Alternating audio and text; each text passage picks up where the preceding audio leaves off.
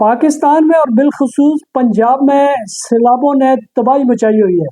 ایک طرف مونسون بارشیں ہوئی ہیں، ایک وہ بھی سبب ہے، لیکن آج بھارتی جنرل کے بیان نے ایک نیا پنڈورا باکس کھول دیا ہے۔ بھارتی ریٹائرڈ جنرل کنولجیت سنگھ ڈھلو نے ایک انٹرویو میں آج انکشاف کیا ہے کہ یہ جو پانی ہے پاکستان میں بھارت نے چھوڑا ہے، انہوں نے اس کی مثال جہلم کی دی۔ انہوں نے کہا کہ جہلم میں ہم نے پانی چھوڑا تھا۔ انہوں نے اس حوالے سے آبی جارحیت کا پورا منصوبہ بیان کیا، اور انہوں نے بتایا کہ جب بھی گرمیاں ہوگی ہم پانی روک لیں گے، ان کی فصلوں کو ضرورت ہوگی ہم پاکستان کا پانی روک دیں گے، اور جب بھی سردیاں ہوگی، جب برسات ہوگی، بارش زیادہ ہوگی تو ہم پانی چھوڑ دیں گے، کیونکہ پاکستان کے پاس پانی ذخیرہ کرنے کی صلاحیت نہیں ہے۔ یہ کنولجیت سنگھ ڈھلو وہی ہیں جو 6 سال کشمیر میں بھی پوسٹڈ رہے۔ یہ راشٹریہ رائفل میں کمیشن آفیسر بنے تھے۔ وہ 1983 سے لے کر 2022 تک بھارتی فوج کے حصہ رہے، جبکہ 6 سال انہوں نے کشمیر میں بھی گزارے۔ اور یہی وہ ڈھلو ہے، جنرل ڈھلو، جو یہ اس بات کا بھی اعتراف کرتے ہیں، بلکہ خوشی سے کہتے ہیں کہ جب وہ کشمیر میں پوسٹڈ تھے تو وہی 370 آرٹیکل ختم کیا گیا تھا۔ اعتراف کرتے ہیں کہ جہلم میں ہم نے پانی چھوڑ کے اس کا آغاز کر دیا ہے۔ ایک ویڈیو سامنے آئی ہے جس میں انٹرویو میں وہ سارے انکشافات کر رہے ہیں۔ اس دوران جب ان سے میزبان یہ پوچھتے ہیں کہ جب آپ اس طرح کا یہ جو کام کریں گے، یہ ان سے غیر انسانی کام ہے، ظاہر ہے معصوم لوگ شہری آگے ان کی زندگیاں تباہ ہوگی، جاں باک ہو گئے، تو کیا اس کی کوئی عالمی قوانین روکتے نہیں ہیں؟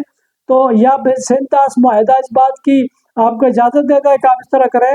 تو ڈھلو بڑی ڈٹائی سے یہ کہتے ہیں کہ جو سنتاس معاہدہ ہے وہ پاکستان اور بھارت کے درمیان میں، اس میں انٹرنیشنل کمیونٹی آتی ہی نہیں ہے۔ تو اس حوالے سے پھر وہ آگے پھر بیان کرتے ہیں کہ ہم نے جو کیپیسٹی ہماری جتنی بھی بنتی ہے، ڈیموں میں پانی روکنے کی جتنی کیپیسٹی بنتی ہے، اس حد تک ہم پانی روکیں گے، اور اس کے بعد جب ہم چھوڑیں گے تو وہ اپنی ضرورت سے چھوڑیں گے تاکہ آگے تباہی مچے۔ اور وہ یہ اس کا پورا اعتراف بھی کر رہے ہیں، اور انہوں نے اس جو منصوبہ ہے آبی جارحیت کا، اس کا اعتراف کرتے ہوئے انہوں نے خاص دریائے جہلم میں پانی چھوڑنے کا اعتراف کرتے ہوئے کہا کہ دیکھیں جس طرح ہم نے دریائے جہلم میں پہلے چھوڑا ہے پانی۔ اس سے پہلے آپ کو یاد ہوگا جب مودی نے سنتاس معاہدہ ختم کرنے کا اعلان کیا تھا تو اس کے کچھ دنوں بعد دریائے جہلم میں پانی چھوڑا گیا تھا۔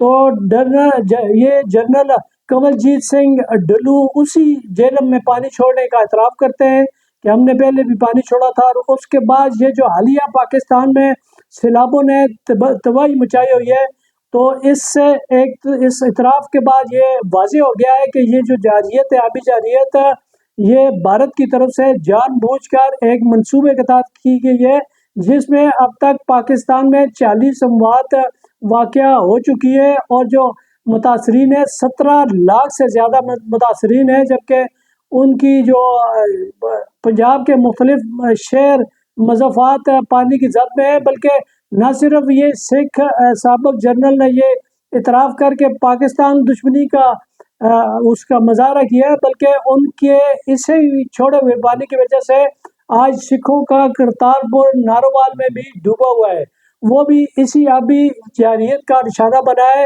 اور نارووال میں جو مقدس مقام ہے سکھوں کا کرتارپور، وہ بھی مکمل طور پر اسی آبی جارحیت کی زد میں آ کر پانی ہو گیا ہے، اور اس میں پانی بھرا ہوا ہے۔ وہ اس کی بھی ساری ویڈیو سب کے سامنے آئی ہے، سب نے دیکھا ہے۔ اس کا مطلب ہے جو آبی جارحیت کا جو منصوبہ ساز تھا کنولجیت سنگھ ڈھلو، وہ اس منصوبے میں شامل تھا، اور وہ اس بات پہ ذرا بھی اب شرمندہ نہیں ہے کہ اس آبی جارحیت کے بعد پاکستان میں اب کیا ہو رہا ہے۔ وہ جو سوشل میڈیا پہ موٹیویشنل اسپیکر بنا پھرتا ہے، موٹیویشنل اسپیکر ہے، موٹیویشنل اسپیکر تو آداب سکھاتے ہیں، زندگی جینے کا ڈھنگ سکھاتے ہیں، اور وہ بہت سارے جو غیر قانونی، غیر آئینی، غیر انسانی جو باتیں ہوتی ہیں ان سے منع کرتے ہیں، اور لوگوں کو اس بات میں موٹیویٹ کرتے ہیں کہ وہ آئین قانون کی پاسداری کریں، انسانیت کو زندہ کریں، ایک دوسرے سے اچھے تعلقات رکھیں، بااخلاق رہیں، ماں باپ کی کہا مان ہے اپنے برادری میں رہے، اپنے ہمسایوں سے اچھا رہے، یہ موٹیویشنل سپیکنگ ہوتی ہے۔ موٹیویشنل سپیکر یہ نہیں ہوتا کہ آپ کسی ملک میں غیر انسانی حملوں کی منصوبہ بندی کریں اور اس کا پھر جواز یہ تلاش کریں کہ ہم نے دشمن کو ایسے دشمن پہ حملہ کرنا ہے۔ یہ دشمن پہ حملہ نہیں، غیر انسانی اور غیر انسانی اور وحشیانہ اقدام ہے، جس سے نہ صرف پاکستان ابھی متاثر ہوا ہے بلکہ ابھی یہ سلسلہ جاری ہے۔ پنجاب میں یہ سیلاب آیا ہوا ہے، یہ سیلاب کا پانی ابھی سندھ کی طرف جا رہا ہے۔ اس حوالے سے پاکستان کو کنول جیت سنگھ ڈھلو کے اس بیان کے بعد یہ فوری کوئی نہ کوئی ایکشن لینا چاہیے۔ یہ بھارتی فوج کے سابق جنرل ہیں جو 38 سال تک بھارت کے فوج میں رہے، اور ظاہر ہے وہ مختلف عہدوں پر بھی رہے۔ اس دوران انہوں نے یہی منصوبہ بندی کشمیر میں رہ کر کی ہے، چونکہ سارا زیادہ تر پانی پاکستان کا کشمیر سے آتا ہے، تو یہ منصوبہ بندی کا حصہ رہے۔